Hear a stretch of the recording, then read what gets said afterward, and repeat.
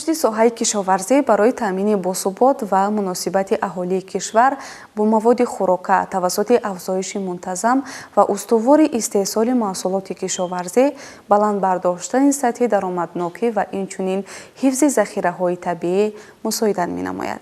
салом бинандагони арҷманд, барномаи имрӯза шуморо бо фаъолияти кориву илмии Донишгоҳи аграрии Тоҷикистон ба номи Шириншоҳ Шоҳтемур ошно месозад. ҳамсӯҳбати мо ҳастанд номзади илмҳои ветеринарӣ, муовини ректор Тоҳир Мирзоалӣ.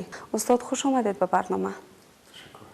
бинандагони азиз, дар оғоз гузориши доир ба фаъолияти кориву илмии Донишгоҳи аграрии Тоҷикистон ба номи Шириншоҳ Шоҳтемур омода гардидааст ва пас аз гузориш суҳбатро идома медиҳем. ҳамроҳ мебинем. Донишгоҳи аграрии Тоҷикистон ба номи Шириншоҳ Шоҳтемур аз ибтидои фаъолияташ дар тайёр намудани кадрҳои баландихтисос саҳми хешро гузоштааст. Ба донишҷӯёни донишгоҳ олимони намоёни ҷумҳурӣ таълиму тарбия медиҳанд. тайёр намудани мутахассисони баландихтисос барои комплекси агросаноатии ҷумҳурӣ вазифаи асосии ҳайати профессорону омӯзгорони донишгоҳ мебошад. дар донишгоҳ барои тайёр намудани мутахассисони баландихтисоси замонавӣ бо дар назардошти дигаргуншавии муносибатҳои истеҳсолӣ, гуногуншаклии моликият ва истифодаи замин, судмандии коркарди маҳсулоти кишоварзӣ дар иқтисодиёти ҷумҳурӣ, тамоми шароитҳои зарурӣ, пойгоҳи мукаммали таълимӣ мавҷуданд. раёсати донишгоҳ ба фаъолияти илмии устодон ва самаранокии тадқиқотҳои илмӣ аҳамияти хос медиҳад. ҳайати профессорону омӯзгорон фаъолияти омӯзгориро ба кори илмӣ муштарак пеш мебаранд. тадқиқотҳои илмӣ ба ҳалли масъалаҳои ҳаррӯзаи комплекси агросаноатӣ, ҷорӣ намудани натиҷаҳои илмӣ ва тавсияҳои истеҳсолӣ равон шудаанд.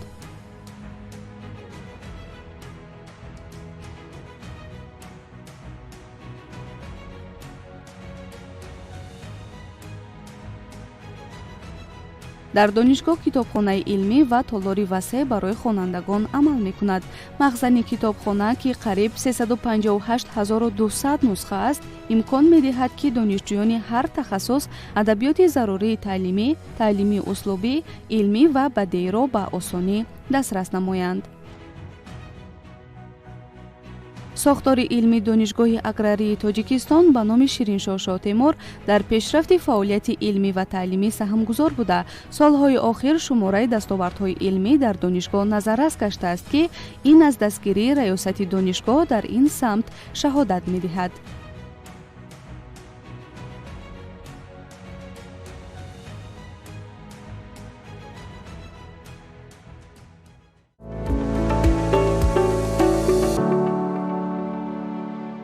дар оғоз мехостем ба таври мухтасар дар бораи Донишгоҳи аграрии Тоҷикистон ба номи Шириншоҳ Шоҳтемур ва самтҳои асосии фаъолияти он маълумот медодед. Донишгоҳи аграрии Тоҷикистон ягона муҷтамаи агросанъатӣ мебошад, ки барои комплекси соҳаи кишоварзӣ мутахассис тайёр менамояд. дар тӯли 90 соли фаъолият донишгоҳ зиёда аз 57,000 мутахассисонро тайёр намуда ба комплекси агросаноатӣ равон намудааст, ки аз ин 36,000 он ба даврони истиқлолияти ҷумҳурӣ рост меояд. тамоми фаъолияти раёсат, ҳайати профессорону омӯзгорон, кормандон ва донишҷӯёни Донишгоҳи аграрии Тоҷикистон ба он равона гардидааст, ки ҷиҳати амалии татбиқи дастури ҳидоятҳои асосгузори сулҳу ваҳдати миллӣ, пешвои муаззами миллат президенти ҷумҳурии Тоҷикистон муҳтарам Эмомалӣ Раҳмон ва қарорҳои ҳукумати ҷумҳурии Тоҷикистон, қарорҳои вазорати маориф ва илм ва вазорати кишоварзии ҷумҳурии Тоҷикистон ба роҳ монда шудааст. айни замон дар Донишгоҳи аграрии Тоҷикистон зиёда аз 6848 нафар донишҷӯён аз рӯи 51 ихтисос, ки дар таҳсили рӯзона ва 37 ихтисос ба таҳсили фосилавӣ ва 15 ихтисос дар тайёр намудани маълумоти дуюми касбӣ ба роҳ монда шудааст.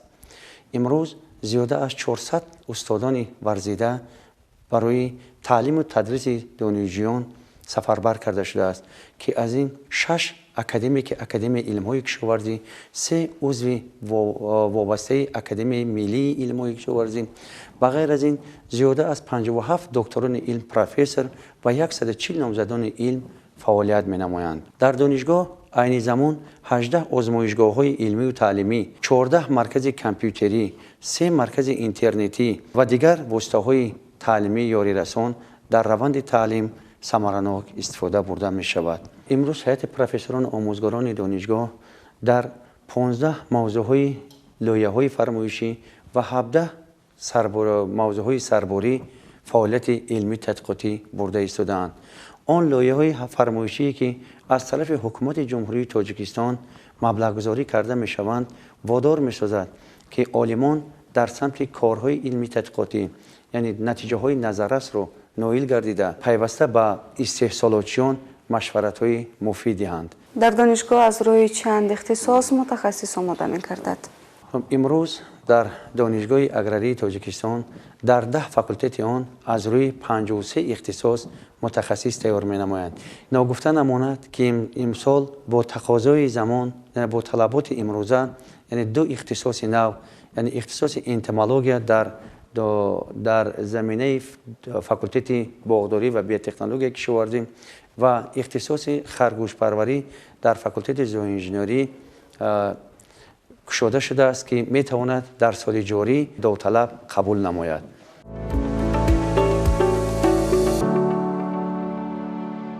فاکولته های عمل کننده کدام علم ها را می آموزانند؟ چقدر که ابراز نمودیم امروز در دانشگاه 10 فاکولته یعنی فاکولته اگرونومی، فاکولته اگربیزنس، فاکولته باغداری و بیوتکنولوژی کشاورزی، مالیه و قرض، فاکولته اقتصادی، فاکولته طب وترینری، فاکولته زوانژنری و فاکولته مکانیکی کشاورزی فعالیت می نماید که آنها پیوسته در تیار کردن متخصصان بلند اختصاص سهمگذار می باشند.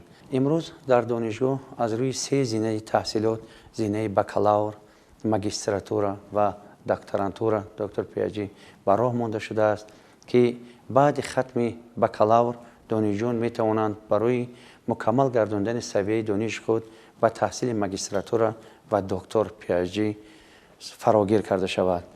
باید قید نمایم که امروز از طرف عالمان دانشگاه اگراری 19 کتاب درسی، 189 دستورهای متدی، 7 مونوگرافیا، 15 توصیه‌نامه ها، 4 پتنت، 2 شهادتنامه مؤلفی و زیاده از 1503 مقاله های علمی نشر گردیده است که آنها می توانند در پیشبرد ساحه کشاورزی سهمگذار باشد.